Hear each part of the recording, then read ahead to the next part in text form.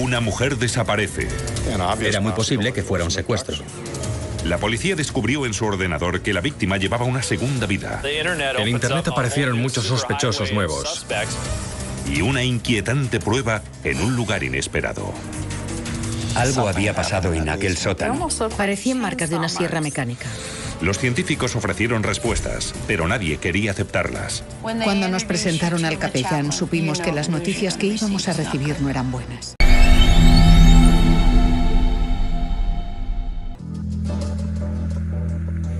Era una mañana de febrero en Sioux Falls, Dakota del Sur. Un día normal para JDS Industries, una empresa que fabrica trofeos para agrupaciones deportivas. Normal, excepto por el hecho de que una de sus empleadas más importantes, Darlene Van der Giesen, falta por segundo día consecutivo. El viernes, cuando no apareció en el trabajo, su jefe llamó a sus padres, Dee y Jean. Los padres de Darlene se dirigen inmediatamente al apartamento de la chica porque tenían la llave. Fuimos a su apartamento y vimos su móvil. Supimos que pasaba algo porque nunca iba a ningún sitio ni hacía nada sin su móvil para que la gente pudiera llamarla si lo necesitaba. Para Darlene su móvil era muy importante, debido a que era sorda. Las personas sordas usan mucho el móvil y los mensajes de texto. Mediante ellos se comunican con el mundo oyente. Según el informe de llamadas del móvil de Darlene, llevaba 2 días sin utilizar el teléfono. La policía no encontró nada en el apartamento que indicara que estaba en peligro. La cerradura de entrada no estaba forzada, no había indicios de forcejeo. Los muebles no estaban tirados ni había nada roto en el apartamento.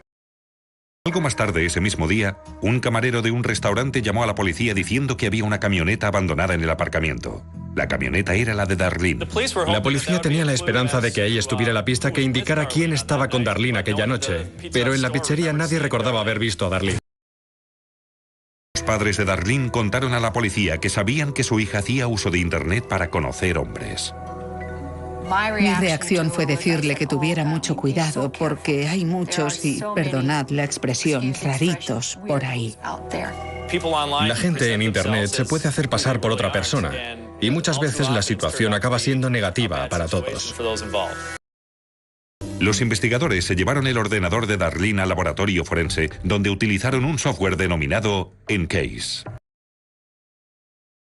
En Case se pueden realizar búsquedas diferentes. Se pueden realizar en Internet o se pueden buscar mensajes de chat o emails y se puede ver el historial de Internet para ver qué páginas se han visitado y cuándo. La búsqueda reveló varios emails alarmantes que Darlene había recibido 10 días antes de su desaparición. Los emails eran amenazantes, pero eran casi infantiles y estaban bastante mal escritos. Se los enviaba una mujer que se identificaba en la red como Wendy Smith. Hola, Darlene. Siempre te metes en problemas. Eres fea y tonta, una cerda. Te odio. Según los amigos de Darlene, ella no conocía a nadie que se llamara Wendy Smith. Entendimos que posiblemente los habría escrito una persona sorda porque, según tengo entendido, los sordos no tienen por qué hablar de forma convencional, tal y como hablan los oyentes. Ellos hablan con frases cortas y sin estructura que solo sirven para hacer llegar el mensaje. No era raro que conociera a una chica sorda porque Darlene también tenía problemas de audición. Entonces enviamos un requerimiento a Yahoo pidiendo que nos enviaran cualquier tipo de información relacionada con esa cuenta. El análisis del ordenador también reveló que Darlene había conocido vía internet a un hombre de la zona, Jeff Flynn, y que habían quedado varias veces. Flynn trabajaba en el campo en un cultivo que estaba a unos 90 minutos en coche. Pero cuando la policía fue a su apartamento, él también había desaparecido. Desde el jueves nadie le había visto y nadie sabía dónde había ido. Sus amigos decían que era muy raro que se fuera de la ciudad durante un periodo de tiempo tan largo. Todo era muy raro. En los días posteriores a la desaparición de Darlene Van der Giesen, su nuevo novio, Jeff Flynn, también había desaparecido. Cuando insinuaron que Darlene se podía haber ido de fin de semana con aquel señor, yo insistí una y otra vez en que Darlene no hacía ese tipo de cosas. Ella no era así. 4 días después, Jeff volvió. Dijo que había ido a ver a unos amigos que vivían fuera.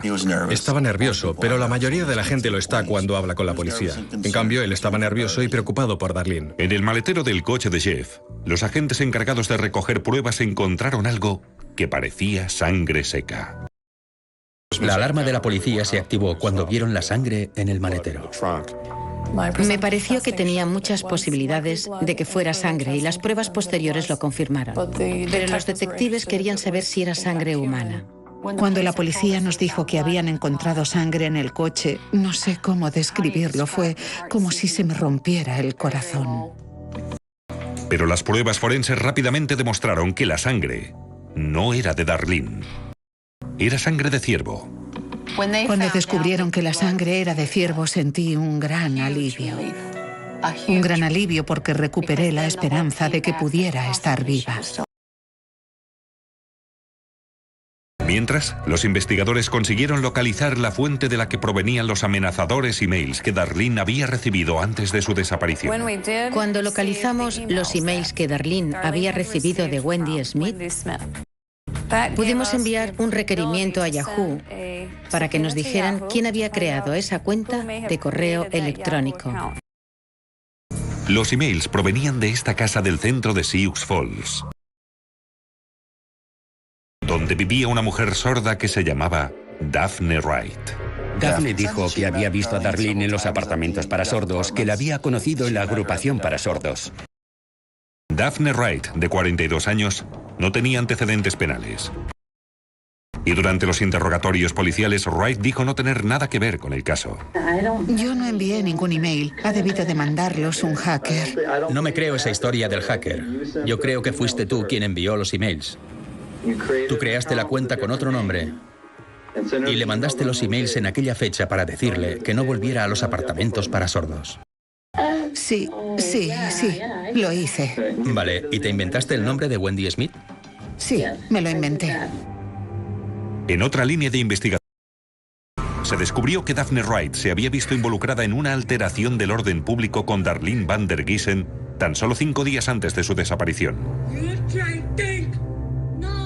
Darlene estaba cenando con Sally Ford, que era la antigua pareja de Daphne Wright. Tuvieron una especie de pelea y tuvieron que llamar a la policía para que sacara a Daphne de las instalaciones. Daphne Wright dijo a los policías que estaba celosa y que pensaba que Darlene estaba destrozando su relación de pareja. Pero según parece, Darlene y Sally no eran más que amigas. Darlene y esa mujer no tenían una relación lésbica. De hecho, Darlene no era lesbiana. Sin embargo, sí tenían una amistad y cada vez eran más amigas. Se lo pasaban bien juntas. Les gustaba jugar a las cartas, ir al cine juntas y hacerse visitas en casa. Darlene contó a sus amigos que había arreglado las cosas con Daphne tras el incidente. Dijo, mamá, ahora dice que somos amigas, lo hemos arreglado y ya estamos bien, todo va bien. Pero cuando preguntaron a Daphne Wright por la desaparición de Darlene, los celos salieron de nuevo a la luz. Sally y yo hemos tenido muchos problemas. ¿Crees que Sally te engañaba con Darlene? Sí, lo he pensado porque a veces miente. ¿Quién miente? Sally. Vale. ¿Fue Darlene la víctima de un triángulo amoroso que salió mal? La coartada de Daphne Wright para la noche en la que desapareció Darlene podría darnos la respuesta. Tras enviar emails amenazantes a Darlene Van der Giesen, Daphne Wright se convirtió en la principal sospechosa por su desaparición. La policía consiguió una orden de registro para la casa de Daphne y lo que encontraron allí fue alarmante. Recuerdo el olor a pintura y a productos de limpieza, especialmente cuando nos acercamos al sótano. Miraron en la basura de la cocina y había una botella medio llena de aceite para motosierras. Buscaron un poco más y había un ticket de la ferretería Ace que demostraba que había comprado una sierra hacía unos días. Era una época del año en la que no se compran muchas motosierras. Sin embargo, no había motosierras en casa de Daphne ni en toda la propiedad. Pero en la parte inferior, en el sótano, sí había pintado de azul. Había una zona pintada por aquí, otra por allí y otra por allá. Eran zonas de diferentes tamaños y cosas así. Partes de la pared, no la pared entera. Una zona de 1 metro o metro y poco en el suelo, pero no el suelo entero. Partes de la escalera, pero no toda. Un poco más allá había una pequeña caseta que antes se utilizaba para guardar carbón. El suelo estaba totalmente pintado de azul y la pintura estaba pegajosa y suave, así que se veía que estaba recién pintado. La policía también detectó 7 cortes simétricos realizados en el suelo de cemento. Algunos de nosotros comentamos que parecían cortes de motosierra. Entonces, la policía inició la investigación dirigiéndose a la ferretería Ace. Una vez allí, los investigadores enseñaron a los dependientes distintas fotos, entre las que estaba la de Daphne. Uno de los dependientes dijo que sí, que había vendido una motosierra a esa mujer que además era sorda. Aquella descripción coincidía exactamente con la de Daphne Wright. Fue con una nota en la que ponía máquina para cortar árboles. El chico la llevó primero a la sección equivocada porque no lo entendió bien, pero después la llevó a la sección de motosierras. Estaba preocupada por el precio y cogió la más barata que había en la tienda. Cuando los científicos entraron al sótano de Daphne Wright, no tuvieron dificultades para encontrar más pruebas incriminatorias en las paredes de madera de la caseta para almacenar carbón. Vimos que en las paredes había trozos muy pequeños de hueso y lo que parecía ser piel. Los investigadores recogieron muestras de tejido y de huesos para analizarlas y las compararon con el ADN que habían obtenido del cepillo de dientes y el peine de Darlene. El día vinieron unos cuantos detectives y nos llevaron arriba. Cuando abrieron la puerta, nos presentaron al capellán y al jefe de policía. Todos los agentes estaban en la sala y nos pidieron que nos sentáramos. Así que supimos que las noticias que íbamos a recibir no eran buenas. Y no lo eran. El ADN de Darlene coincidía con la sangre y los tejidos que había en el sótano de Daphne. Ella creía que Darlene se estaba interponiendo entre Sally y ella, y que la única forma de evitarlo era eliminarla por completo. Pero los investigadores seguían teniendo un problema. No tenían el cadáver de Darlene. Al jurado le gusta que haya cadáver, que haya arma del crimen, y nunca se sabe. Puede que te toque un jurado escéptico que al no tener cadáver tenga dudas y te declare inocente. En la búsqueda, la policía primero miró en los contenedores, donde Daphne y sus vecinos tiraban la basura. Cuando llegaron los agentes, los basureros ya habían echado la basura en el camión y se la habían llevado al vertedero de la ciudad. La policía se dirigió al vertedero de Sioux Falls, una propiedad de 190 hectáreas que da servicio a 5 condados y a casi 250.000 personas. Calculó que habían llegado unas 200 o 300 toneladas de basura durante los últimos 3 días, mientras nosotros habíamos estado buscando a Darlene. Había temperaturas por debajo de 0. Hacía un viento helador mientras los agentes voluntarios realizaban la búsqueda. Trabajaban con horquetas y picos para analizar la basura palmo a palmo. Para las 3 docenas de agentes que participaron, la búsqueda fue difícil y frustrante. Se buscó durante días, pero ni siquiera tenían la garantía de que el cadáver estuviera en el vertedero. Las condiciones no podían haber sido peores. Hacía mucho frío, hacía viento, era horrible. Se realizó un gran esfuerzo al analizar el contenido del vertedero en busca de Darlene.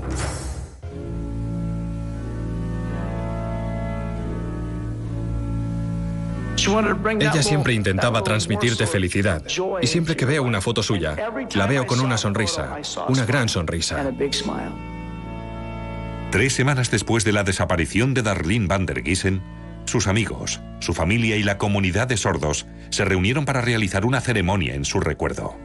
A pesar de que los investigadores no habían encontrado su cadáver.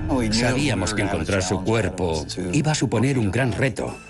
Tras 5 días de búsqueda en el vertedero, por fin los investigadores encontraron algo. Descubrieron las piernas y el bajo torso de una mujer adulta.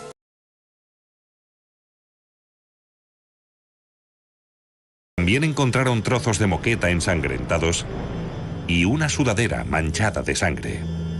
Era una sudadera con unos dibujos del lenguaje de signos, así que supimos que estaba relacionado con la comunidad de sordos. Las pruebas demostraron que la sudadera tenía restos de la sangre de Darlene. Pero se encontró ADN de otra persona más en la sudadera.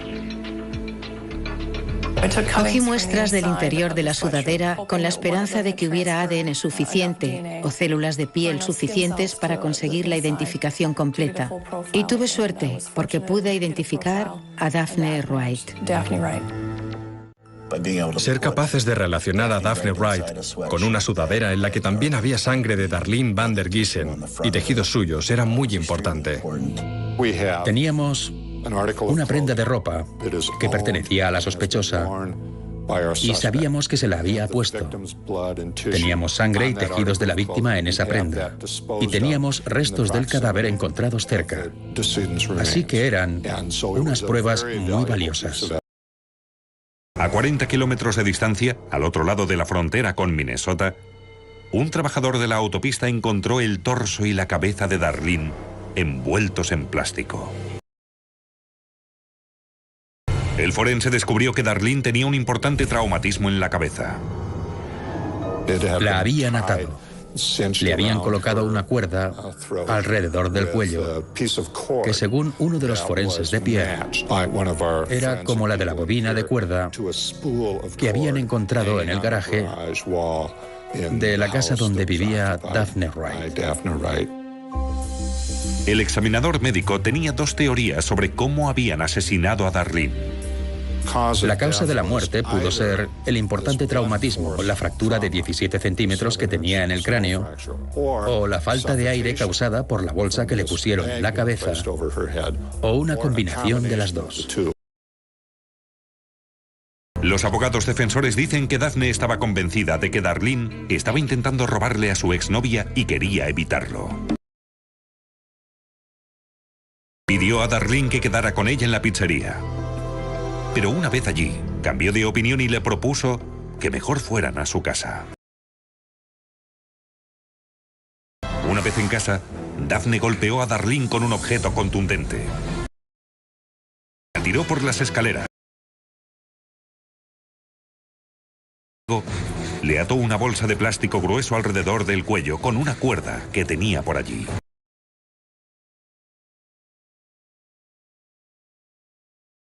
Más tarde, compró una motosierra para descuartizar el cadáver de Darlene.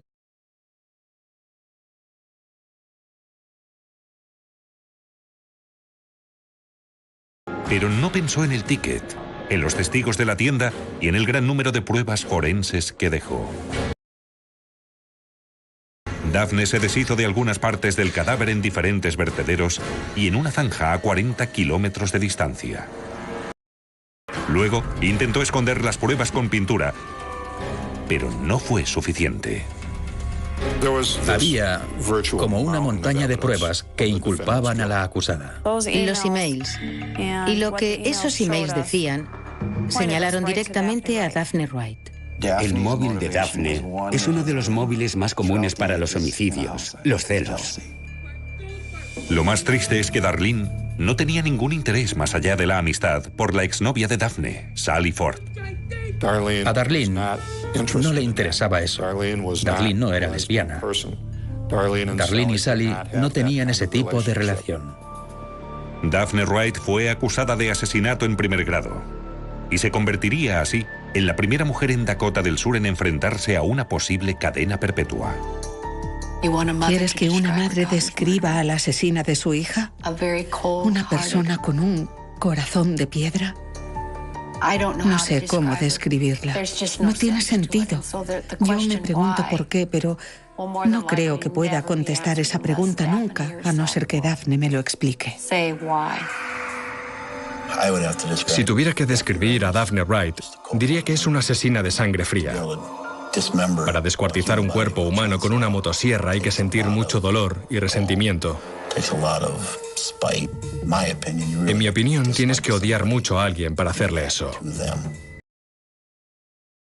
Daphne Wright fue declarada culpable, pero el jurado le salvó la vida. Aunque a cambio, pasará el resto de su vida en la cárcel sin posibilidad de libertad condicional. Había una o dos personas del jurado que dijeron con firmeza y desde el principio que, pasara lo que pasara, no iban a aceptar la pena de muerte. No dejábamos de pensar, ¿qué vamos a conseguir si la sentenciamos a muerte? ¿Qué sacará ella de esto? ¿Qué sacará la sociedad? ¿Qué sacaremos nosotros? Y no veíamos nada bueno en ello. Es un asesinato sin sentido. No tenía que haber pasado.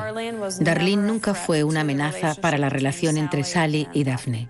Yo he aprendido una lección, a no dar nada por sentado cuando hablas con alguien, porque esa persona que está sentada frente a ti puede que sea capaz de casi cualquier cosa, a pesar de que no lo parezca a simple vista. Este caso es como de libro. Es el caso forense típico. No había arma de fuego, así que gracias a las pequeñas pruebas forenses se pudieron conectar las pistas. Y todo llevó a los detectives en una sola dirección, hacia Daphne Wright.